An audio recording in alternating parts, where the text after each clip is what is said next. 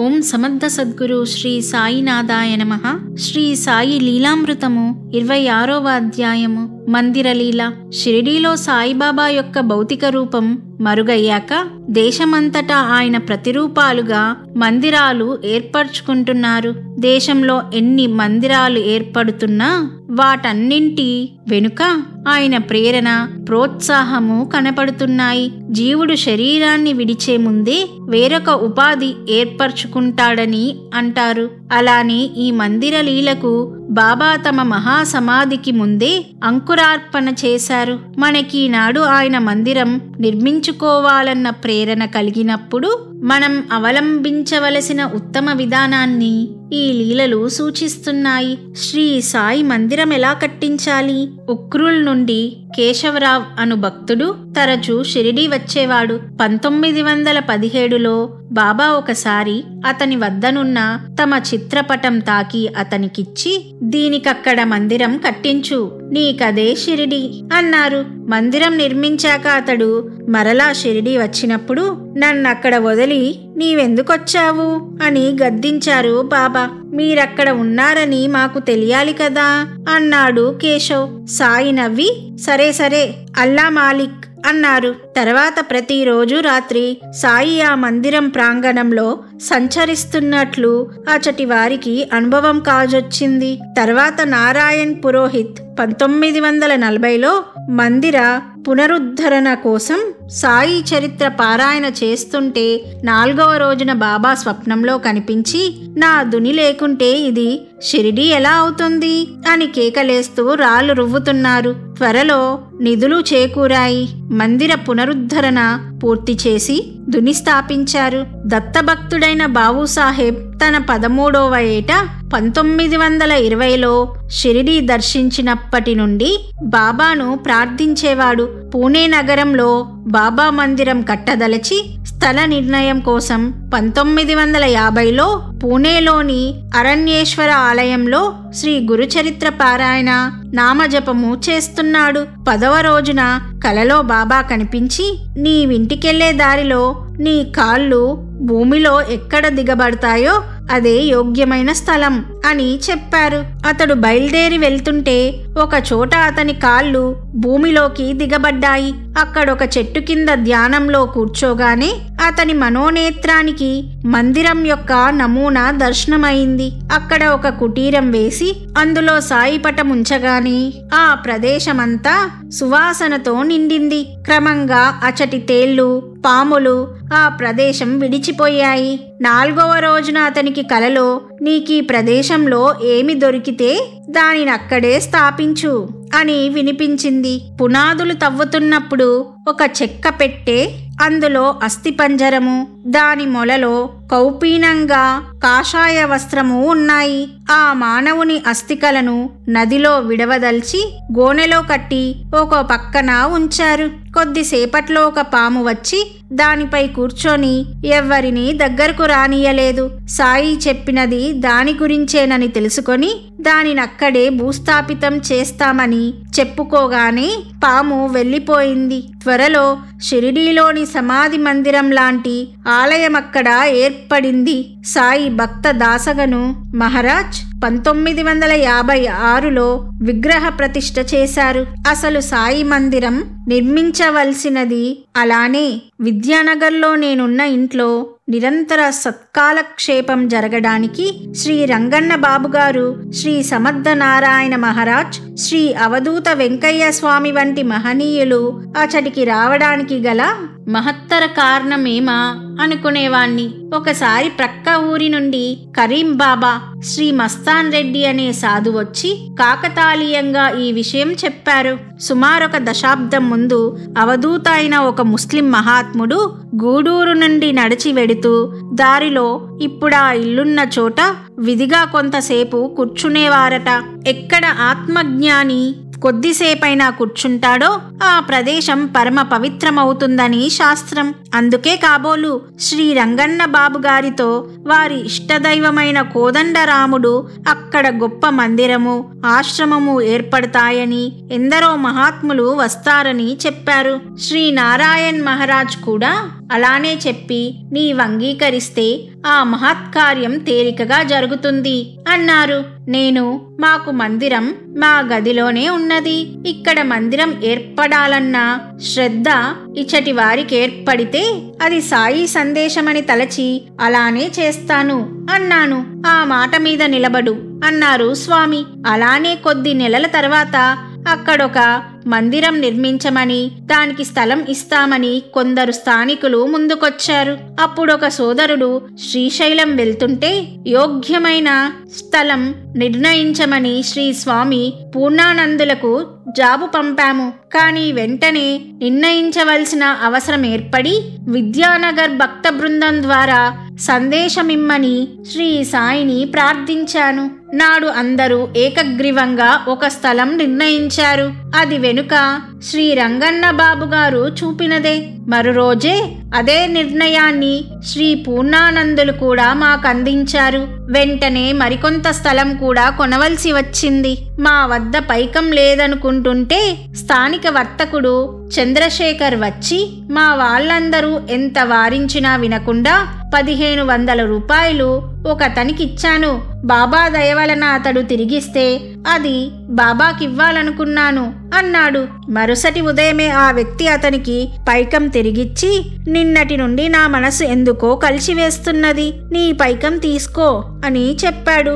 అతడెవరికైనా పైకం తిరిగివ్వడం అదే మొదటిసారట. ఆ పైకంతో స్థలం కొన్నాం. తర్వాత మందిర నిర్మాణానికి బాబా ఆశీషుల కోసం దామోదర్, విజయభాస్కర్లతో కలిసి నేను షిరిడీ వెళ్ళాను. బాబా పాదుకలకు నమస్కరించుకుంటున్న భాస్కర్కు అకస్మాత్తుగా వాటి మీద 2 10 రూపాయల నోట్లు కనిపించాయి. అవి అక్కడి వారెవ్వరివి కావట. వాటిని ప్రసాదంగా దాచుకున్నాను. తర్వాత గుంటూరులో శ్రీ బాబుగారిని దర్శించి మందిరానికి ఆశీషులు కోరితే ఆయన తమ కష్టార్జితంలో 5 రూపాయల 1 పైసా నాకిచ్చి, ఇది మందిరానికి రాములవారివ్వమన్నారు. ప్రతి పైసాలోనూ నీళ్ల కావడి మోసిన నా శ్రమ, నేను చేసిన భగవన్నామము ఉన్నాయి అన్నారు. చిరంజీవి శేషాద్రి మద్రాసులో శ్రీమతి రేవతమ్మ గారిని దర్శించి మందిరానికి ఆశీషులు కోరాడు.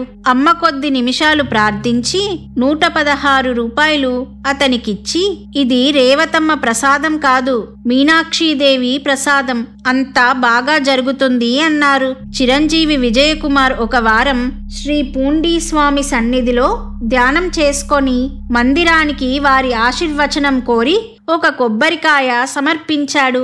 వారు ఆశీర్వదించి ఆ కాయ మేము బావి త్రవ్వించే చోట కొట్టమన్నారు. అలానే చేశాము. గ్రామంలోని బావులన్నీ ఎండిపోయినప్పుడంతా ఆ బావే అందరికీ నీరిచ్చింది. శ్రీ అవధూత వెంకయ్య స్వామి పరాట్ సింగాలోని అనసూయమాత ఆశీషులు ఆ మందిరానికి లభించాయి. శ్రీ పూర్ణానంద స్వామి వారి ఆశీషులు కోరితే వారు మార్చి 30, 1978న ఇలా రాయించారు. శివరాత్రి ముందు హటకేశ్వరంలో స్వామీజీ శ్రీ సాయి మహిమ గురించి చెబుతున్నప్పుడే మీ జాబు చేరింది. అందరము పులకించాము. స్వామి శ్రీ సాయిని ప్రతి శ్వాసలోనూ తలపులోనూ నింపుకున్న భక్తుని హృదయంలో తలెత్తిన శ్రీ సాయి మందిర నిర్మాణ సంకల్పం విశ్వశక్తినే ప్రేరేపించగలదు. అంతటి దివ్యమైన కార్యానికి ఎంతటి వారి ఆశీషులైనా కోరనవసరం లేదు. అది విధిగా సఫలమవ్వాల్సిందే అన్నారు. నిధులు చేకూరగానే మందిరం ఎలా నిర్మించాలా అని ఆలోచిస్తుంటే ఒకనాటి తెల్లవారుజామున కె సుబ్బరామయ్యకు ఒక సాయి మందిరం దర్శనమైంది. తెల్లవారాక అతడా చిత్రం గీచి చూపాడు. అది షిరిడీ సమాధి మందిరమే. వెంటనే షిరిడీ వెళ్ళి దాని ప్లాను, కొలతలు తెచ్చాము. ఏప్రిల్ 25, 1978న శంకుస్థాపన ముహూర్తం నిర్ణయించబడింది. ఆ రోజున శ్రీ రంగన్న బాబు గారిని, తర్వాత పూర్ణానంద స్వామి వస్తే వారిని శంకుస్థాపన చేయమని కోరితే వారు అది నీవే చెయ్యాలి అన్నారు. సమయానికి ఒక భక్తుడు గోదావరి నీరు, మరొకరు కృష్ణా నీరు, ఇంకొకరు తుంగభద్రా నీరు, నాలుగవ వారు కావేరీ నీరు తెచ్చారు. మేము తెప్పించిన గంగాజలంతో కలిపి దత్తస్వామికి పవిత్రమైన పంచగంగలతో శంకువుకు అభిషేకం జరిగింది. ఇవన్నీ వాటికై అవే సమకూడడం విశేషం. బాబా పాదస్పర్శతో పవిత్రమైన షిరిడీలోని మట్టి 60 సంవత్సరాలు వారి పాదస్పర్శను పొందిన ద్వారకామాయి నేలపై రాళ్ళు శంకువులో వేశాము. చిరంజీవి చంద్రశేఖర్ షిరిడీ నుండి వస్తుంటే మహల్సాపతి కుమారుడు సాయి స్వహస్తాలతో తన తండ్రికిచ్చిన ఊది పొట్లం శంకువులో ఉంచమని అతడితో పంపారు. దానిని కూడా వేసి ఉదయం 9 గంటలకు శంకుస్థాపన చేశాము. మత సామరస్యమని సాయి సాంప్రదాయం ప్రకారం వేరువేరు మతాల వారిని ప్రార్థన చేయమని కోరాము. మొదట తన సాటి మతస్థులు విమర్శిస్తారని ముస్లిము, క్రైస్తవుడు సంకోచించారు. కానీ ఆ రోజు తెల్లవారుజామున కలలో ఒక దివ్య పురుషుడైన ముస్లిం ఆదేశించడం వలన ఒక ముస్లిం వచ్చి ఖురాన్లోని ప్రార్థన చేశాడు. సమయానికి చిరంజీవి దామాస్ రెడ్డి వచ్చి క్రైస్తవ ప్రార్థన చేశాడు. 9:30 గంటలకు శంకువుపై కట్టుబడి పూర్తి చేయమని చెప్పి మేము సంతర్పణ ప్రారంభించాము. సుమారు 3000 మందికి షడ్రసోపేతమైన సంతర్పణ జరిగింది. లారీల వారికి జరిగిన నిదర్శనాల వలన వారు సహకరించడంతో కొండరాతి కట్టుబడి ఇటుకల ఖరీదుకే పూర్తయింది. మందిర నిర్మాణమెంతో నిదర్శనంగా జరిగింది. కట్టుబడి నిలిచినప్పుడు మాత్రమే వర్షం కురిసేది. పనివారిలో తాగుబోతులు ఆ పని అయ్యేంత వరకు మద్యం తాకనే లేదు. జూన్ 25, 1979న పనివారు సాయంత్రం 5:30 గంటలకు స్లాబ్ పని సగమే చేసి పని నిలిపేశారు. దిక్కుతోచక సాయిని ప్రార్థిస్తుండగా ఏనాటి భక్తులో 20 మంది ఆకస్మికంగా వచ్చి రాత్రి 10:30 గంటలకు పని పూర్తి చేశారు. వీరు పనిలో దిగేటప్పటికి కారు మేఘాలు కమ్మి తుప్పర ప్రారంభమైంది. కానీ తెల్లవారుజామున 2:30 గంటలకు మాత్రమే కుండపోతగా వర్షం కురిసింది. నాటి రాత్రి 7 గంటల నుండి అర్ధరాత్రి వరకు 1 మైలు చుట్టూరా కుంభవృష్టి పడినా పని పూర్తయ్యే వరకు విద్యానగర్లో పడలేదు. అక్టోబర్ 29, 1980న నా ఇంట నుంచిన పెద్ద సాయి పటం మందిరంలో స్థాపించాలనుకుంటుంటే సరిగ్గా ఆ సమయానికి భక్తుల ద్వారా శ్రీ తాజుద్దీన్ బాబా, శ్రీ అనసూయమాత, శ్రీ గజానన్ మహారాజ్, శ్రీ అక్కల్కోట స్వామి, శ్రీ యుక్త్ బాబా, శ్రీ పుండలీక మహారాజ్, శ్రీ నరసింహ సరస్వతి గాన్గాపూర్, శ్రీ మాణిక్య ప్రభువు, శ్రీ చివటం అమ్మల తీర్థ ప్రసాదాలు వచ్చాయి. మార్చి 12, 1981న మందిర ప్రారంభోత్సవానికి శ్రీ సాయి భక్తులు శ్రీ కేశవయ్యజీ, శ్రీ కామేశ్వరమ్మ, శ్రీ ఎక్కిరాల కృష్ణమాచార్య గారు విచ్చేశారు. శ్రీ చివటం అమ్మ టెంకాయ పంపారు. నాడు ఏ నిమిషంలో విద్యానగర్లో ఏమి జరిగిందో అదంతా చివటంలో అమ్మ భక్తులకు చెప్పారు. కార్యక్రమమెంతో వైభవంగా జరిగింది. సుమారు 20,000 మందికి సంతర్పణ జరిగింది. 2 మహనీయుల ఆశీస్సులతో, ప్రేరణతో నిర్మాణమైన మందిరం మాకు సాయి కరుణాలయం. నేటికి నియమంగా షిరిడీలో వలె రోజు 4 ఆరతులు జరుగుతాయి. గురువారం విధిగా సత్సంగము, భజన జరుగుతాయి. దుని నిర్వహించబడుతున్నది.